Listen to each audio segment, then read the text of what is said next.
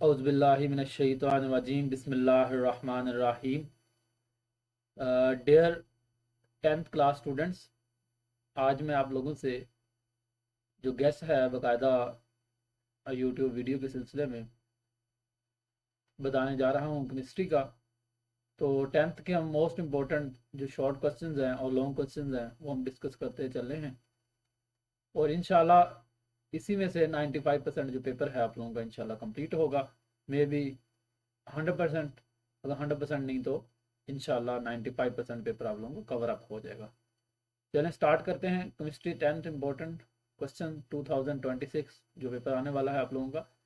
तो first of all chapter number 9 है हमारे पास, जिसमें केमिकल इक्विलिब्रियम इसका नेम है बकायदा।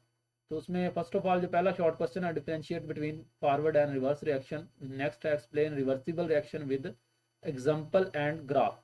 इसका आप लोगों ने बकायदा ग्राफ भी बनाना है। Why do reversible reaction do not reach completion. Reversible reaction क्यों कंप्लीट नहीं होते। How can direction of reaction be predict, कि रिएक्शन की कोई भी डायरेक्शन है वो हम कैसे प्रिडिक्ट कर सकते हैं।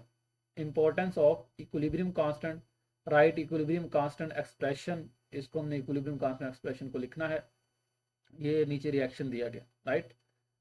आगे इस चैप्टर के जो मोस्ट इंपॉर्टेंट लॉन्ग क्वेश्चन हैं वो हमारे पास लॉ ऑफ मास एक्शन और दूसरा macroscopic properties of dynamic equilibrium. ठीक है, नेक्स्ट चलते हैं चैप्टर नंबर 10 पे।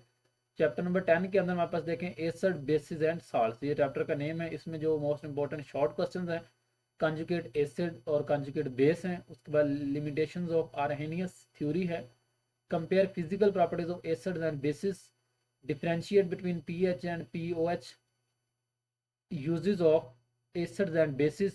Define salt and properties. Indicator was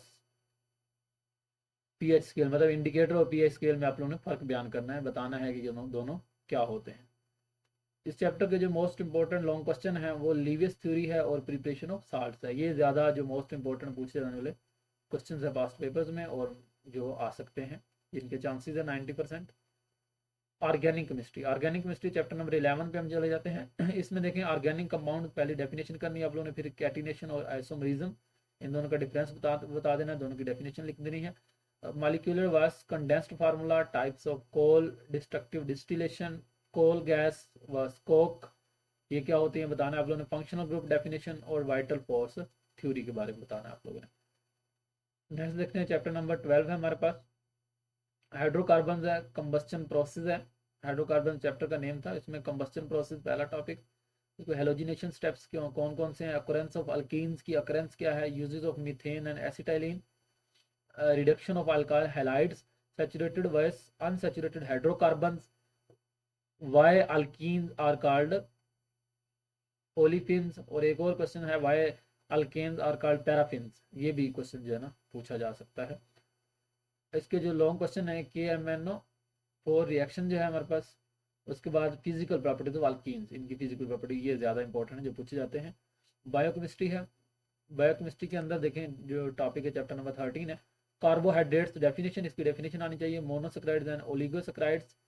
उसके बाद sources and uses of carbohydrates, proteins versus building blocks, genetic code of life, water versus fat soluble vitamins, अल्माइनो amino versus fatty acids, essential versus non essential amino acid. ठीक है, amino versus fatty acid आप लोगों ने amino acid और fatty acid के बारे में बताना है। उसके बाद ये असेंशियल और नॉन असेंशियल जो अमाइनो एसिड होते हैं हमारे पास, उनके बारे में आप लोगों ने बता देना है। नेक्स्ट देखते हैं चैप्टर के जो मोस्ट इंपॉर्टेंट लॉन्ग क्वेश्चन हैं, डीएनए एक्सप्लेनेशन है, लिपिड सोर्सेज एंड यूजेज हैं। ठीक है, लिपिड के सोर्सेज आप लोगों ने बताने हैं और साथ में यूजेज भी लिखने हैं, तो कौन कौन से सोर्सेज और फिर हम उनको इस्तेमाल कहाँ कहाँ करते हैं। उसके बाद चैप्टर नंबर 14 है एनवायरमेंट है, उसमें ट्रोपोस्फेयर वर्स स्ट्रेटोस्फेयर है। उसके बाद एटमॉस्फेयर डेफिनेशन एंड कंपोजिशन है। एसिड रेन इफेक्ट्स हैं, एसिड रेन के कौन कौन से इफेक्ट होते हैं, प्राइमरी वर्स सेकेंडरी पॉल्यूटेंट्स हैं। Sources of carbon monoxide and carbon dioxide है। Oxides of sulphur and nitrogen है। Carbon monoxide as dangerous gas, carbon monoxide dangerous gas क्यों है ये बताना आप लोगों ने। कार्बन डाइऑक्साइड वार्मिंग इफेक्ट में कैसे काम आती है, अब वो आप लोगों ने सारा बता देना है। उसके बाद नंबर 15 पे आ जाते हैं, water versus as universal solvent, के वाटर यूनिवर्सल सॉल्वेंट के तौर पर क्यों इस्तेमाल किया जाता है। प्रॉपर्टीज ऑफ, या उसको यूनिवर्सल सॉल्वेंट हम क्यों कहते हैं। प्रॉपर्टीज ऑफ वाटर, वाटर की प्रॉपर्टीज यानी कैपिलरी रिएक्शन बताना है आप लोग। Non polar compound insoluble in water, ये बता देना आप लोगों ने। उसके बाद temporary wise permanent hardness removal कैसे रिमूव किया जा सकता है हमने। डिसएडवांटेज और डिटर्जेंट का जो नुकसान हैं, ये सर्फ वगैरह जो साबुन वगैरह में इस्तेमाल होते हैं, ये मिक्स हो जाती है पानी के अंदर। और हार्ड वाटर के क्या नुकसान आता है अगर हम पीते हैं। यूज ऑफ पेस्टिसाइड के कौन से इस्तेमाल हैं, वाटर बोर्न डिजीज काजेज और वाटर बोर्न जो डिजीजेज हैं वो उनकी वजूहत क्या होती हैं, सॉफ्ट वाइज हार्ड वाटर दोनों के बारे में डिफ्रेंशिएट कर देना आप लोगों ने। इस चैप्टर के जो मोस्ट इंपॉर्टेंट लॉन्ग क्वेश्चन है वो एग्रीकल्चर इफ्लुएंट्स हैं और वाटर बोर्न डिजीजेज हैं। नेक्स्ट देखिए चैप्टर नंबर 16 में मेटलर्जी है। मेटलर्जी में आप लोगों ने इलेक्ट्रोमैग्नेटिक वर्स ग्रेविटी सेपरेशन, ये शॉर्ट क्वेश्चन है, मेटलर्जी वर्स और वर्स गैंग्यू।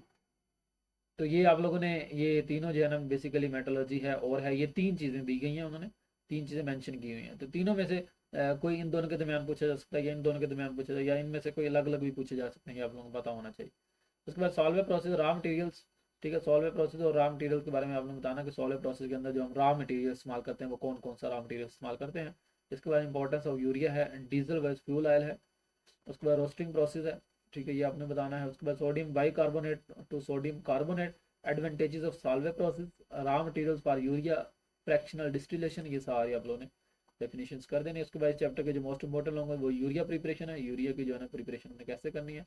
उसके बाद सॉल्वे प्रोसेस है बाकायदा, इसको आप लोगों ने एक्सप्लेन कर देना, ठीक है। तो ये था हमारा जो मोस्ट इंपॉर्टेंट लॉन्ग क्वेश्चन थे जो गैस की सूरत में हमारे कंप्लीट हुए।